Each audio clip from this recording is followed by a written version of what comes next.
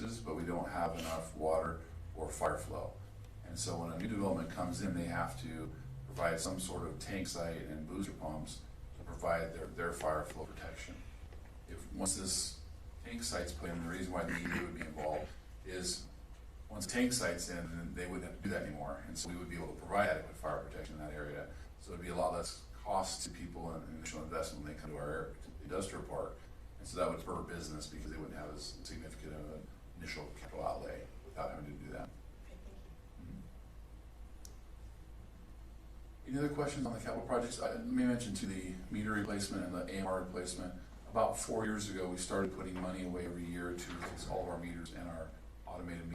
About 8 years ago, I've been here 20 years, so probably about 9 years ago, we had to go back through and replace most of the meters in town, AMR devices, and we hadn't been putting money away for that. So it was a fairly significant expense, so we had to come up with cash for it. And so we decided, since we have these replacement programs and all the other areas we have, this was a wise choice to have one here. So that money goes into an account. Those meters should last about 15 years, and the AMR devices last about 10. And so the intention is every time we replace the AMR devices, or at least have funds available.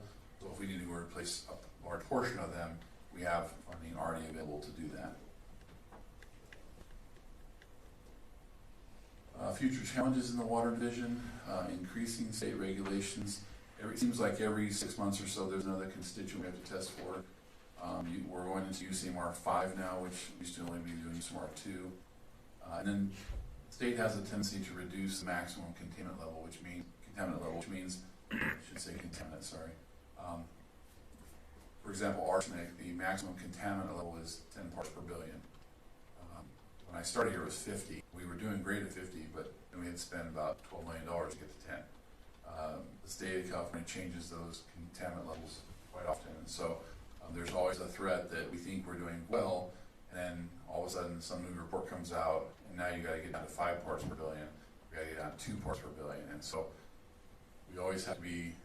We stay up with all the state regulations, and we're always trying to anticipate what they're going to do and see how it affects our system. So that's a constant issue for us.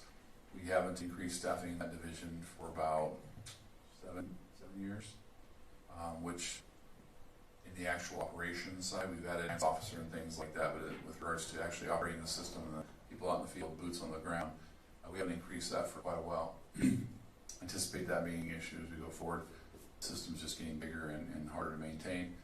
We have some aging infrastructure, and we do try to take on those challenges as quickly as we can. But I've been here 20 years, and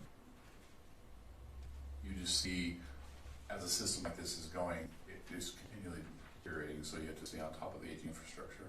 And then we did have to begin treatment for arsenic this year, and so you always have a long-term maintenance cost for treatment. So we're trying to be careful and cognizant of that. The only other thing I want to mention really quick about funding is, and how those two different operations and reserves are essentially the same fund. It's just all user fees. But impact fees are generated by new development. And so when it comes to how we spend those dollars, there's multiple ways we can spend impact fees. One is if you're putting in new lines, extending new lines for development to connect to. We've also used it to pay debt service down on the bond we did to cover the expansion of the system. We did our arsenic reduction. We also expanded the system. And so you can utilize that for any sort, because that was considered an improvement to the system or growth inducing. But you can't use impact fees for maintenance. So you have to be very careful to make sure that those few dollars stay separate. Impact fees have very specific uses. And then the water capital reserves or fund reserves, those there aren't as many restrictions there. We can use that for pretty much whatever we need to. So you should be cognizant of that. That's the key difference between an operational reserve and an impact fee reserve. Those are the main differences. Kind of all I have. I'd be happy to have. I didn't want to. I wasn't going to make this huge onerous discussion, but I just kind of want to talk about what we do, how it works, and then let you guys ask questions if you have any. And make sure we respond to you on your concerns or your art. Yes, John, how many places do we filter the water arsenic at? One location, wall number 50. It's the only one we have. That's just the one out on 9th? Out on 9th and Hanford Road, yes, sir. Yeah, the city made a decision. Speak into mic, please, by chance. The city made a decision about 15, 18 years ago that we met 50 parts per billion maximum contaminant level that the state had given, and then they changed to 10. So the city had a choice. They could either go in and treat all the wells they currently had and have the long-term maintenance costs, or they could go in and dig deeper wells and try to get water that was cleaner water, lower or deeper. So most of our wells now we pump from anywhere from 1,100 to 1,700 feet deep. Now that increases your electrical costs obviously, but those costs are minimal in comparison to treatment costs. So the city made that decision a number of years ago, but when it came to 1250, we were just unsuccessful in getting that. Do you have an idea of how many acres the city encompasses? How many acres were at maximum, I think we're 24 square miles. So that would be. So how does it compare relative to agricultural land, because we're taking more agricultural? As far as water use? Yeah. So cities, urban uses typically will use anywhere between 1.8 and 2 acre feet per acre of water. That compares to agriculture, where typically you can't really grow crops for 2 acre feet. You're typically looking at 3 to 4, sometimes 5 acre feet, but most of the time 3 things. So we're about half of the use of agriculture when it comes to how much water we use per acre. Thank you. Any other questions? John, is the deal you talked about with the wastewater, how we have the old side and the new side, and looking forward, it probably is going to make sense for us to expand the new side, Correct. rather than continue to nurse the old side, Right. which we learned dates from the 40s, so it's truly the old side. Well, yeah. Yeah. Anyway, is that in here anywhere, or is No, that this is water. This isn't wastewater. I'll bring you the wastewater discussion at a different time. okay? I was Thanks. trying to focus on each one. I didn't want to confuse things as we go along. Next time I come before you, I'll bring wastewater, then I'll bring refuse. Right. So it'll be a 4-part package for you as we go through the process. Thanks. Any other questions? I just want to thank John for all the information. Sure. Let me take a second. Diane's going to talk. I took Diane and Kalisha on a tour the other day. So they got some inside information. So let me go ahead and just explain it for a second. I'll reiterate it when I come back with wastewater. But currently, our wastewater treatment plant has 2 processes. The older process was what the original plant was, and the new process is the oxidation ditch. The oxidation ditch takes about 65% of the flow through the plant, but only uses about 20% of the maintenance cost. So what's happening is, although 35% of the water is going through the old side, it actually eats up about 65% of the maintenance cost. So the idea was, if we built another oxidation ditch, we would get rid of the old side of the plant and we would significantly reduce our operational costs. And that, coupled with the idea of potentially treating our water to a tertiary standard through a filtration device, we were talking about potentially going after a Prop 68 grant to be able, or even a Prop 84 grant, both of them would probably apply, to be able to do the oxidation ditch and the tertiary treatment, and maybe be able to get a grant to do those. So my staff is working on that as we speak, to see if we can qualify for either of those opportunities, and to find a treatment process that would be beneficial. When I first started in Hanford 20 years ago, I was told that that's like $100 million nugget to crack. I think that number is significantly lower today. Question, John. Are we starting to see PFAS or small microplastics in our water? Or No. no. No. Yeah, that's a great thing. Any problems with that stuff? Awesome. Yeah. The only problem we have in our water system today is, and I'll share this with you, we got a notification from the state, we had a violation. When you put chlorine into the system, if the chlorine sits too long and then makes contact with the organics in your water, then it creates what's called a trihalomethaneal THC. So it creates a byproduct that is bad for you. So there's one part of town, we have 4 locations around town, and you test those 4 locations every quarter, and then you take a rolling 1-year average.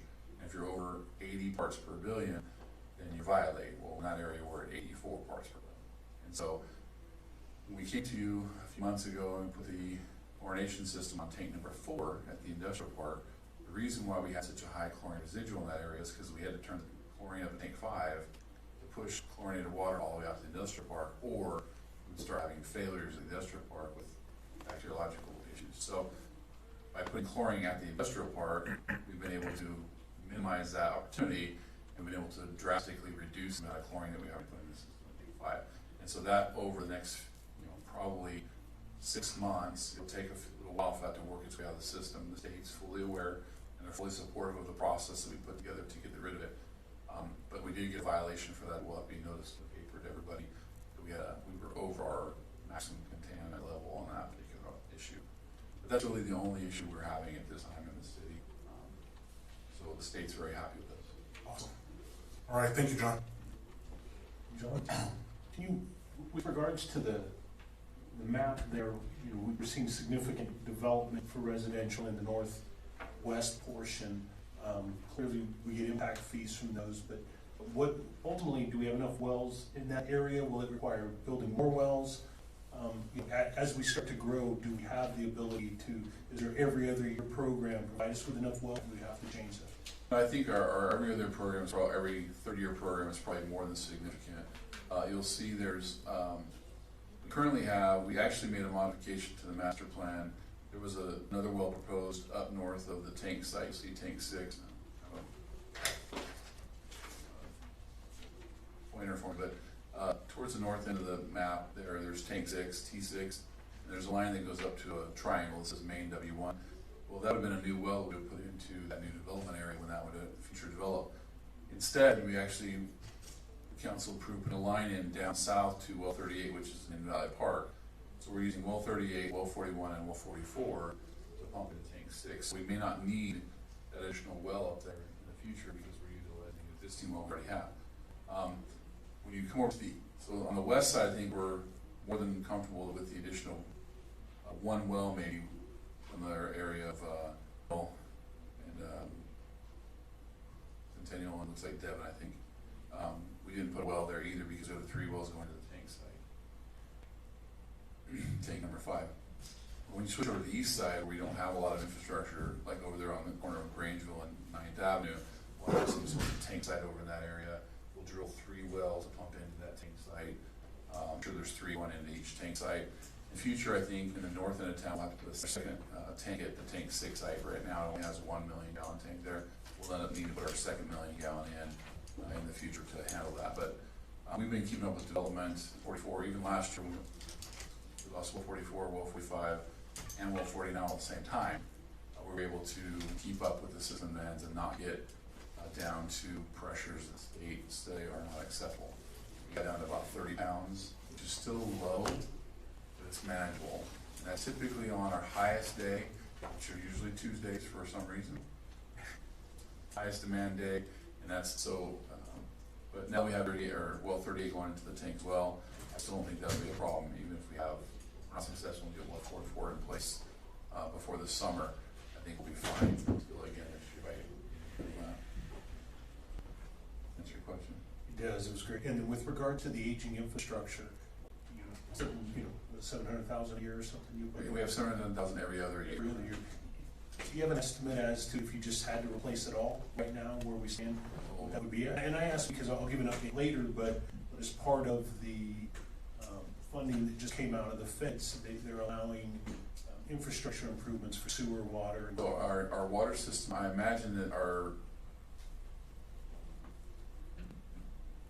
my guess would be you're in the neighborhood of $60 million to replace. I remember as we've gone through this process, our aging infrastructure is mostly focused in the center of town.